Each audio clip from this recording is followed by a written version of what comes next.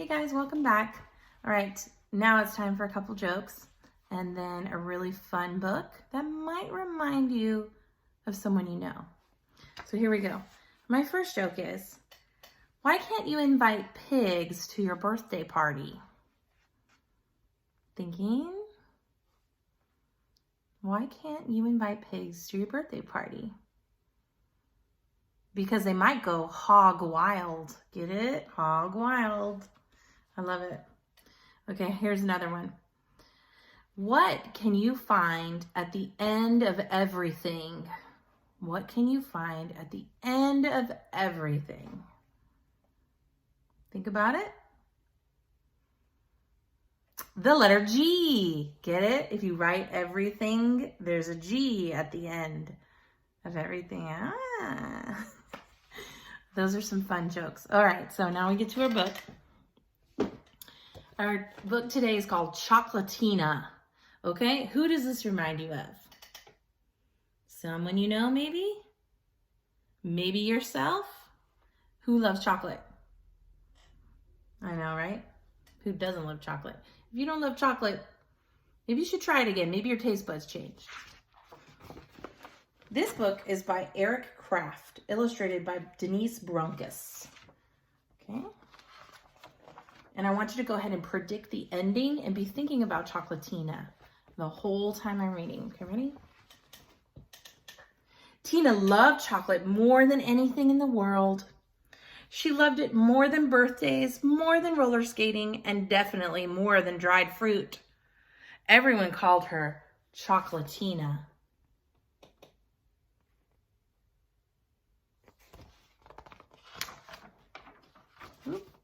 When Dad asked, "How do you like your eggs, Chocolatina?" Tina always said, "With a bowl of Choco Crunchies, please." When the lunch lady asked, "What kind of milk would you like today, Chocolatina?" What did she say? Tina always picked chocolate milk. So here's her cereal with her eggs and her chocolate milk.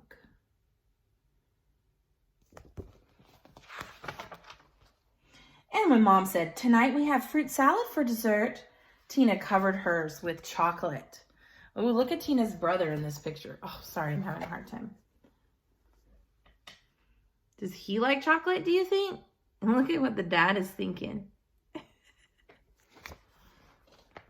Tina's health teacher, Miss Ferdman, hated chocolate and everything else that children liked. "You should eat only foods that are good for you," she told the class. On special occasions like birthdays or full moons, she gave them all dried prunes.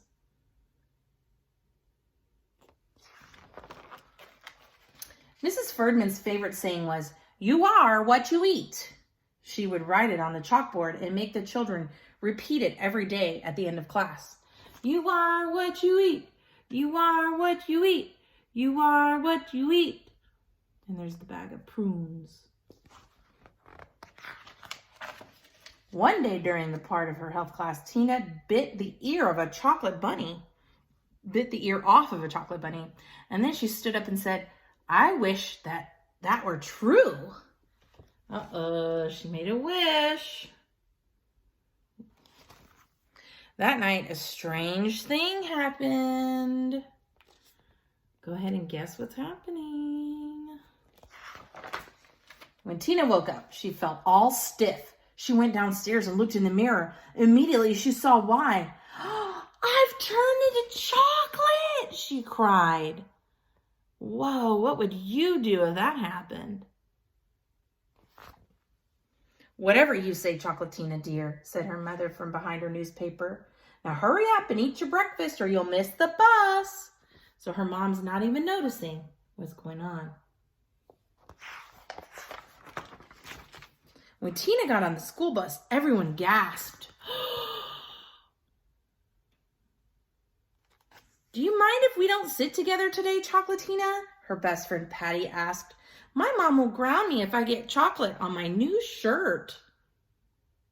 Poor Chocolatina.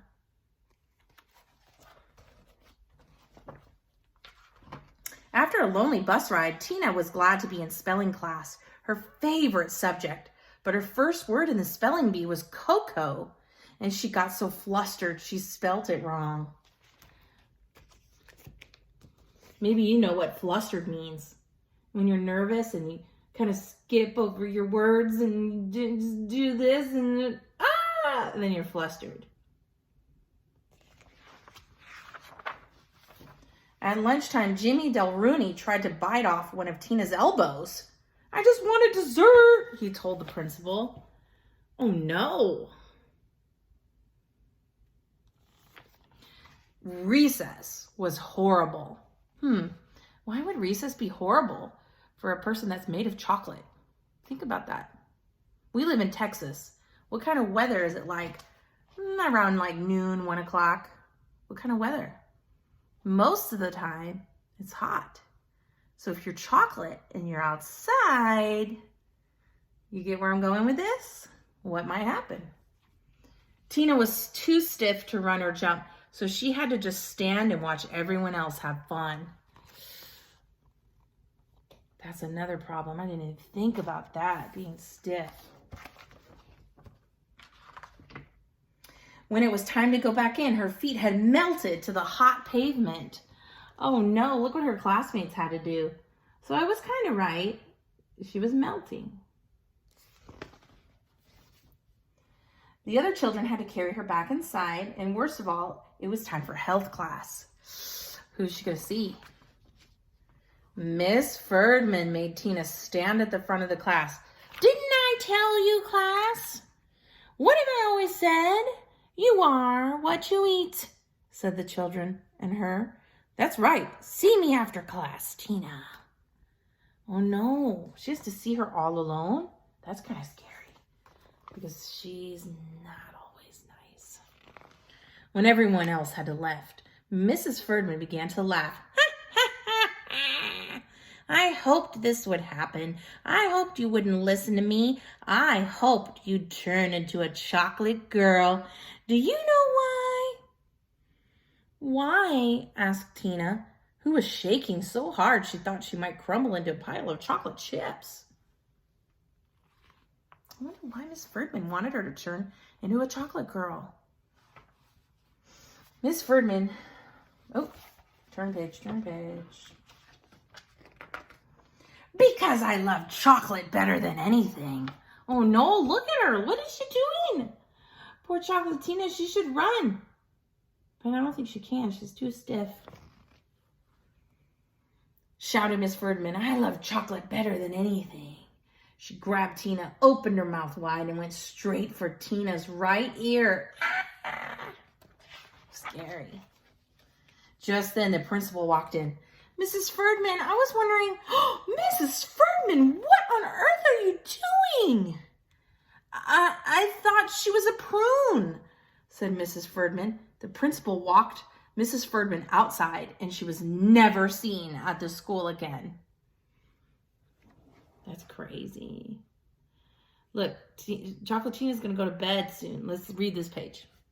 That night, safe at home in her bed, Tina cried a little chocolate syrup tear. "Oh, baby, I wish I could be a normal girl again," she whispered.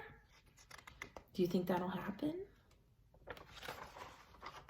And when she woke up, that was just what she was. Whew!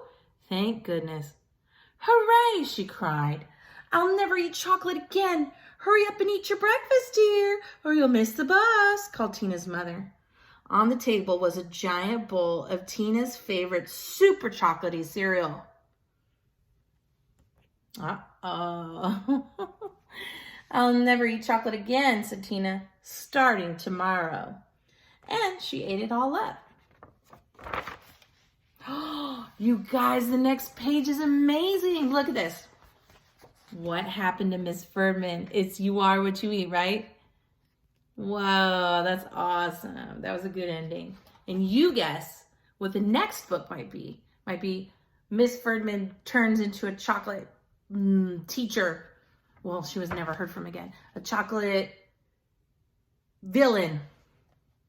She's a bad guy. I don't know. You would probably make a much better story than me. Anyway, I hope you stay well, be good, and wash your hands. Take care.